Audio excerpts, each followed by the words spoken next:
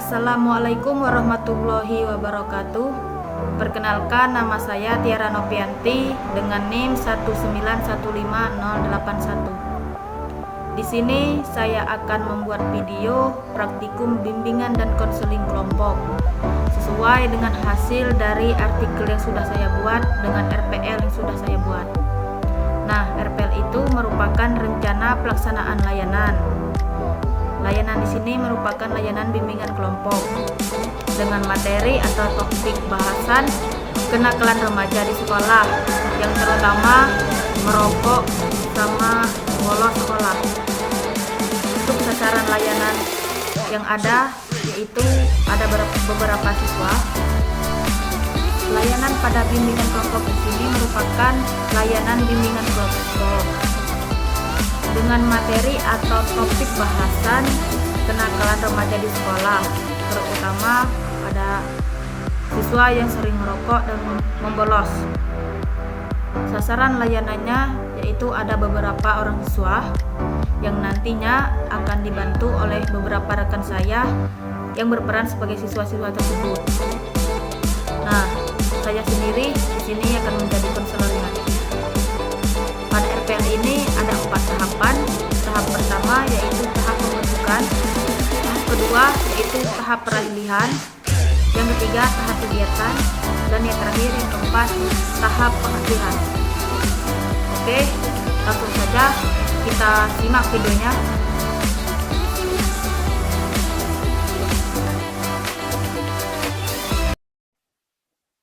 Assalamualaikum warahmatullahi wabarakatuh.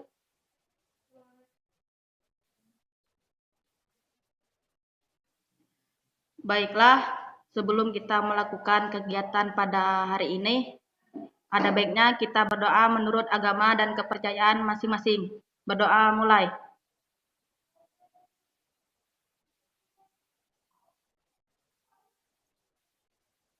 Doa selesai. Gimana kabar kalian hari ini?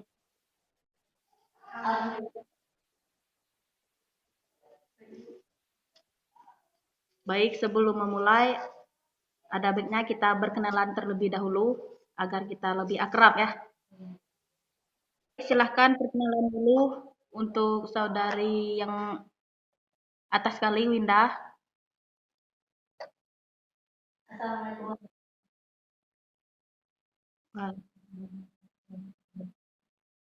Perkenalkan, asal Baik. Selanjutnya silahkan saudari Ulfi.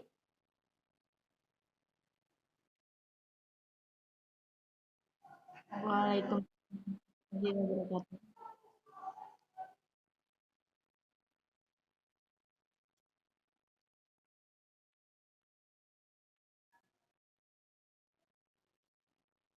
Ya, baik. Dan selanjutnya silahkan kepada saudari Depi.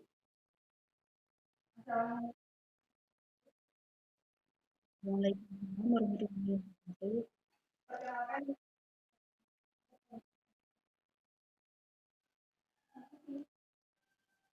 Ya, sama-sama.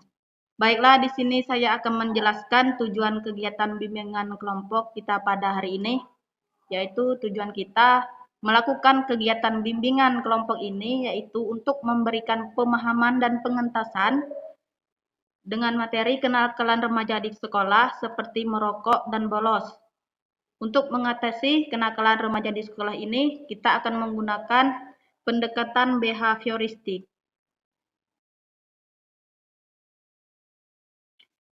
Baiklah, dikarenakan topik permasalahan yang akan kita bahas, pada umumnya para siswa mempunyai permasalahan yang sama, yaitu kenakalan remaja di sekolah seperti merokok dan bolos. Untuk mengatasi kenakalan remaja di sekolah ini, kita akan menggunakan pendekatan behavioristik, karena kenakalan-kenakalan remaja di sekolah dalam pendekatan behavioristik dapat dimaknakan sebagai perilaku atau kebiasaan-kebiasaan negatif atau tidak sesuai, yaitu perilaku yang tidak sesuai dengan yang diharapkan. Nah, perilaku merokok dan bolos sekolah merupakan salah satu perilaku yang tidak sesuai, yang bermasalah yang ada di sekolah, dan tidak sesuai dengan aturan yang telah ditetapkan oleh pihak sekolah. Dengan menggunakan pendekatan psikiatrik, saya mengharapkan siswa bisa memahami dan merubah tingkah laku dan menciptakan kondisi-kondisi yang sesuai dengan tuntutan sekolah. Baiklah, sebelumnya apakah kalian udah pernah melihat kenakalan remaja seperti merokok dan membolos di sekolah?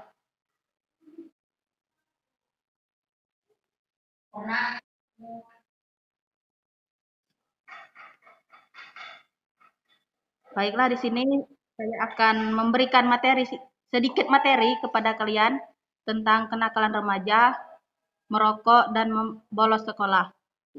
Kenakalan remaja. Masa remaja merupakan periode yang tersulit ditempuh, sehingga sering dikatakan kelompok umum bermasalah.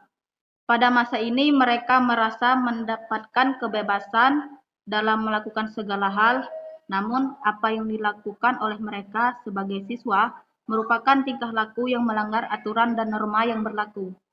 Sehingga macam tindakan siswa yang melanggar aturan seperti merokok dan bolos sekolah, hal ini merupakan sebagai kenakalan remaja. Yang kedua, merokok. Rokok merupakan silinder dari kertas berukuran panjang antara 70 hingga 120 mm dengan diameter sekitar 10 mili yang berisi daun-daun tembakau yang telah dicacah. Rokok dibakar pada salah satu ujungnya yang dibiarkan membara agar asapnya dapat dihirup lewat mulut pada ujung lainnya. Rokok dan kematian. Rokok merupakan salah satu penyebab kematian utama di dunia dan merupakan satu-satunya produk legal yang membunuh seperti setengah penggunanya. Survei Ikatan Ahli Kesehatan Masyarakat Indonesia tahun 2007 menyebutkan setiap jam sekitar 46 orang meninggal dunia karena penyakit yang terhubung dengan merokok. Kebiasaan merokok sedikitnya menyebabkan 30 jenis penyakit pada manusia. Penyakit yang ditimbulkan akan tergantung dari kadar zat berbahaya yang terkandung, kurun waktu kebiasaan merokok, dan cara menghisap rokok.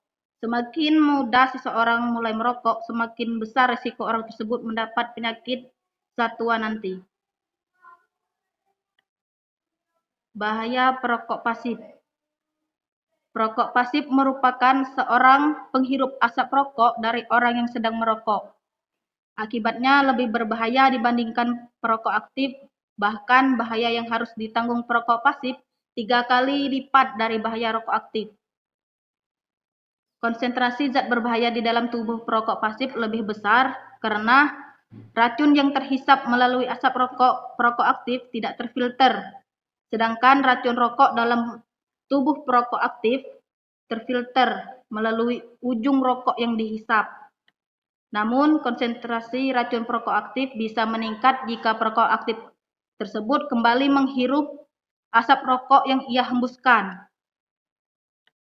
Racun rokok terbesar dihasilkan oleh asap yang mengepul dari ujung rokok yang sedang ia hisap, sebab asap yang dihasilkan berasal dari pembakaran tembakau yang tidak sempurna. Zat-zat yang berbahaya pada rokok, yaitu ada 15. Di sini saya akan menyebutkan salah satunya aja, seperti nikotin. Nikotin itu cairan berminyak tidak berwarna. Zat ini menghambat rasa lapar, jadi menyebabkan seorang merasa tidak lapar karena menghisap rokok. Kandungan zat pada rokok beserta efeknya terhadap kesehatan. Rokok mengandung kurang lebih 4.000 elemen-elemen dan dan setidaknya 200 diantaranya berbahaya bagi kesehatan. Selain itu, dalam sebatang rokok juga mengandung bahan-bahan kimia lain yang tidak kalah beracunnya. Selanjutnya, membolos. Bolos sekolah adalah orang atau siswa yang tidak masuk untuk mengikuti mata pelajaran, baik satu mata pelajaran ataupun tidak masuk selama seharian. Definisi ini lebih mengarah pada suatu kondisi di mana seseorang atau siswa secara sengaja tidak masuk sekolah dan tidak mengikuti mata pelajaran pada hari tersebut. Dari beberapa survei, jumlah siswa yang membolos pada jam efektif sekolah hanya sedikit dibandingkan dari jumlah siswa yang tidak membolos. Terlepas sekecil apapun dari jumlah tersebut harus menjadi perhatian bagi institusi yang bernama sekolah. Karena apabila disikapi dengan cuek, tidak tertutup, kemungkinan yang kecil akan menjadi besar dan menjelma menjadi bola salju yang akan terus menggelinding sehingga jumlah siswa yang membolos sekolah akan terus meningkat. Perilaku membolos sebenarnya bukan merupakan hal yang baru lagi bagi banyak pelajar. Setidaknya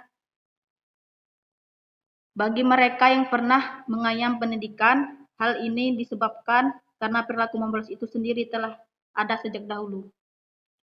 Ciri-ciri perilaku membolos. Yang pertama, berhari-hari tidak masuk kelas. Yang kedua, tidak masuk kelas tanpa izin. Yang ketiga, sering keluar pada jam mata pelajaran tertentu. Yang keempat, tidak masuk kelas setelah jam istirahat. Yang kelima, tidak tepat waktu masuk kelas atau terlambat. Dan yang terakhir, keluar masuk kelas tanpa izin dan berpura-pura sakit.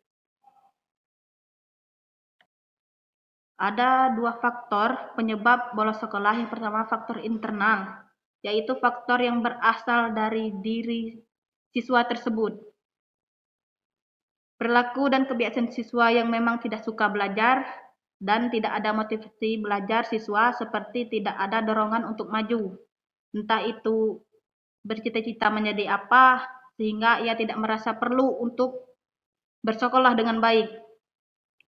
Dan faktor eksternal atau faktor yang berasal dari luar, seperti dipengaruhi oleh teman yang suka bolos, tidak mampu mengikuti mata pelajaran tersebut, tidak mengerjakan PR, dan melanggar peraturan. Nah, itu tadi materi penjelasan dari Ibu. Gimana, apakah kalian sudah mengerti dengan materi yang Ibu sampaikan tadi?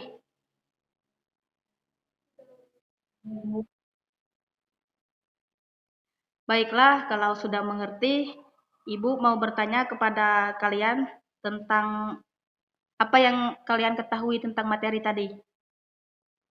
Siapa yang mau menjawab?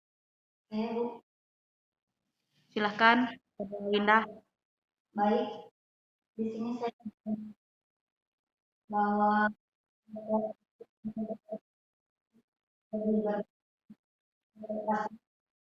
dibandingkan bahkan bahkan tiga kali lebih banyak. Baik, berarti sudah paham ya tentang perokok aktif dan pasif tadi?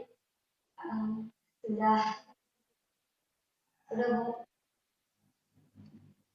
Selanjutnya, mungkin masih ada yang mau ditanyakan?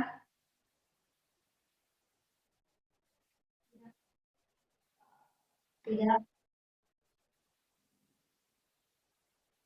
Baiklah, kalau tidak ada, Ibu harap kalian bisa memahami apa yang sudah Ibu sampaikan pada materi tadi. Dan nggak cuma paham, tapi kalian juga menerapkan pada kehidupan kalian sehari-hari.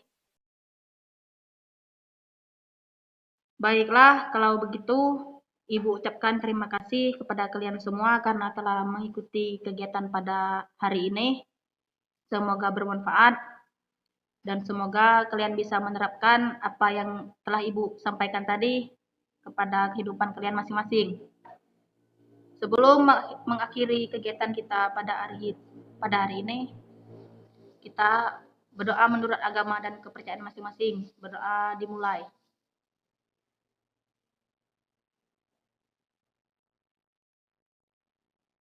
Selesai.